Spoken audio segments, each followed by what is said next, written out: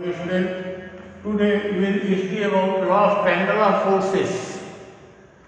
Law of triangle of vectors, vector हम लोग पढ़ रहे हैं। हम यहाँ law of triangle of forces आपको बता रहे हैं। प्रैक्टिकल्स वगैरह में भी आपसे पूछा जा सकता है इस नाम से, law of triangle of forces. तो फोर्स आपका वेक्टर है, इसलिए हम वेक्टर की बात कर रहे हैं। Law of triangle of forces,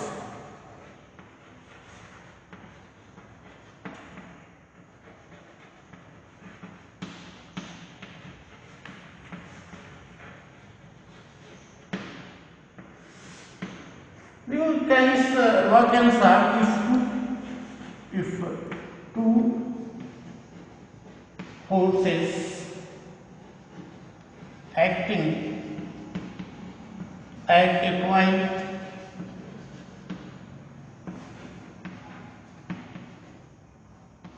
such that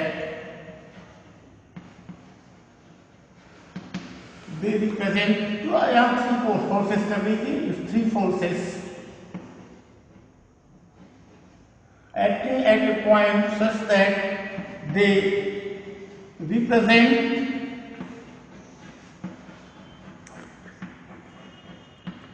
three arms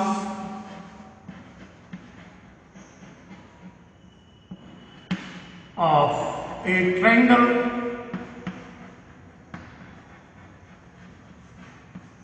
in magnitude and direction both.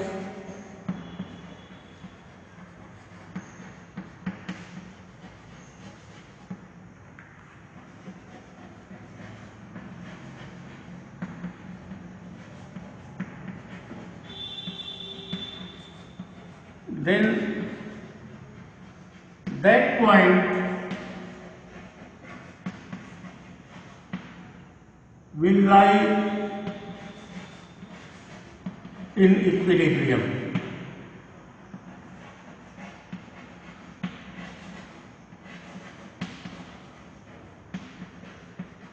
देखो, अगर किसी पॉइंट पे कह रहा है कि तीन फोर्सेस हो, जैसे पॉइंट ओ पे तीन फोर्सेस लगे हुए हैं, F1, F2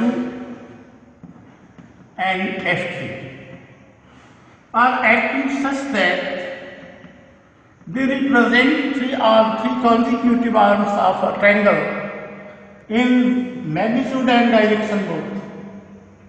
Then that point will be lie in equilibrium. देखो, यहाँ O से अगर हम लोग चले, ये F1 है हम लोगों का,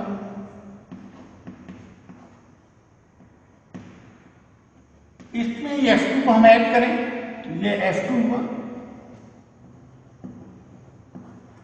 और F2 में फिर F3 को ऐड करें, ये F3 होगा। इन तीनों का जो रिजल्टेंट है, आप देखो जहां से चले थे वहीं आ गए। तो O A B अगर हम लोग करते हैं तो आप देखो, F1 means OA plus OB, OA plus AB plus BO equal 0, क्योंकि जहां से चले थे वही आ गए। That is F1 plus F2 plus F3 equal 0। तो अगर किसी पॉइंट पे तीन फोर्सेस इस तरह से लगे हुए हों, फिर वो किसी भी ट्रायंगल की तीन क्रमागत आर्म्स, क्रम से आने वाले आर्म्स के द्वारा मैग्नीट्यूड और डायरेक्शन में रिप्रेजेंट किए जा सकें, तो वो जो पॉइंट होगा वो पॉइंट इक्विलिब्रियम में होगा। तो ये law of triangle of forces है। अगर जैसे आपसे कह दिया जाए कि यहाँ 3 न्यूटन 4 न्यूटन फोर्सेस लगे हुए हैं, F3 की वैल्यू डायरेक्शन दिया गए कि इस डायरेक्शन में कितनी होनी चाहिए, तो आप देखिए उस कंडीशन में हम F3 की वैल्यू ऑब्जर्व कर सकते हैं, फाइंड आउट कर सकते हैं। अब इक्विलिब्रियम जब हम आपको पढ़ाएंगे आगे चल करके, तो वहाँ इससे रिलेटेड एक लॉ भी देंगे, एक थ्योरम आपको बताएंगे, लॉविस थ्योरम। फिलहाल यहाँ के लिए इतना ही। अब देखते हैं law of parallelogram of forces. हमने कहा था कल दो चीज बताएंगे आपको हम। तो law of parallelogram of forces आप देखिए क्या है। What is law of parallelogram of forces?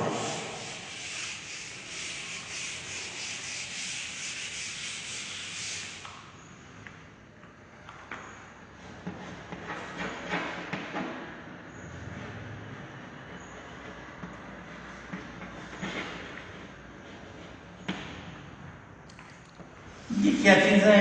If two forces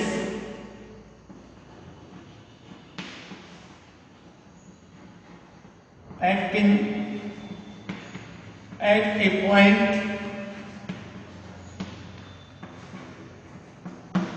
such that they represent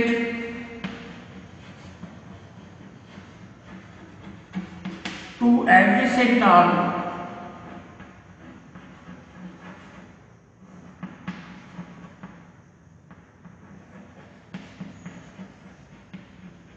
of a parallelogram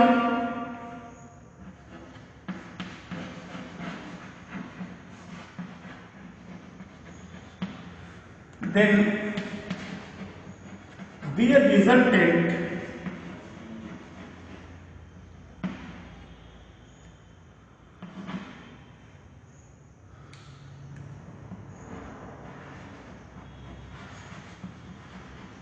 is represented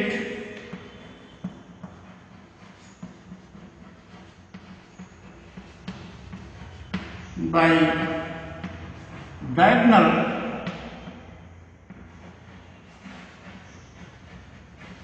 of parallelogram passing through that point.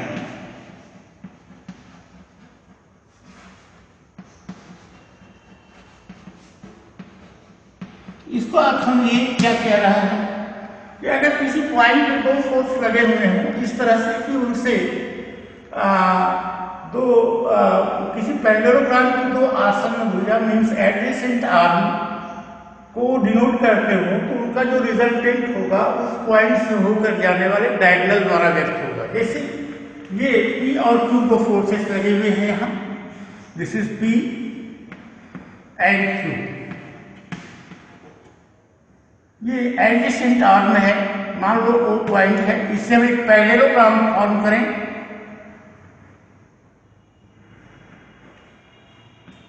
OABC, this is parallelogram.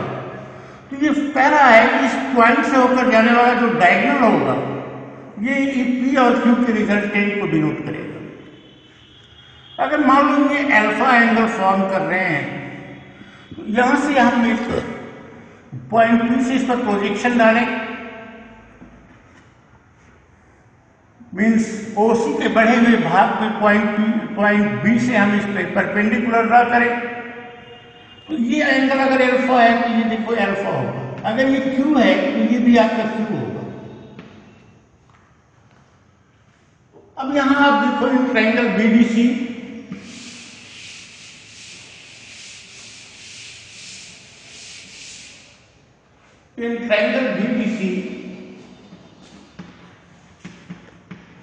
BDC is a right angle triangle.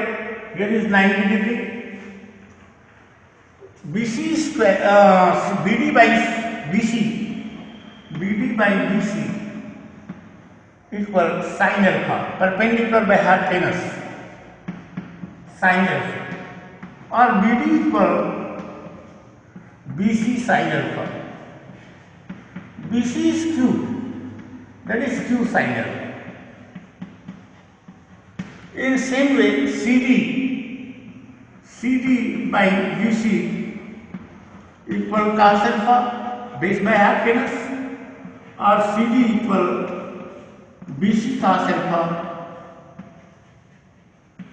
that is Q cos alpha. अब इस triangle को ले in triangle OBD, this is also right angle triangle. OB square equal OD square plus BD square. Hypotenuse square equal base square plus perpendicular square. OB is R square, OD equal OC plus CD whole square and BD equal, फिर आप भी right here BD square. इसको हम expand करें तो हमको मिलता है R square equal A square plus B square plus 2AB cos theta plus 2AB means OC square plus CD square plus 2OC into CD plus BD square. OC square plus CD square plus BD square, इसको एक जगह कर दिया जाए, CD square plus BD square plus 2OC into CD। अब इनको OC square, ये P square है, CD square plus BD square equal BC square plus 2OC into CD। P square plus BCQ के बराबर है plus Q square plus 2OCP और CD यहां हम लोगों ने निकाला है CD equal Q cos alpha, 2PQ cos alpha. तो जो रिजल्टेंट है R equal root over P square plus Q square plus 2PQ cos alpha, ये चीज मिल रही है हमको law of parallelogram of forces से। हम लोगों ने प्रूव किया कि अगर दो वेक्टर दिए हुए हों अल्फा एंगल पे लगते हुए उनका जो रिजल्टेंट होगा वो इस तरह से हम लोग याद कर सकते हैं। अब अगर एंगल हमको निकालना है, ये जो रिजल्टेंट है वो P से कितना एंगल फॉर्म कर रहा है, अगर मान लो थीटा एंगल फॉर्म कर रहा है तो हम देखें tan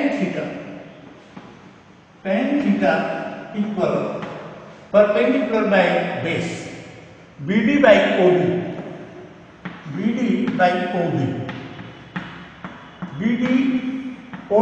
equal to OC plus CD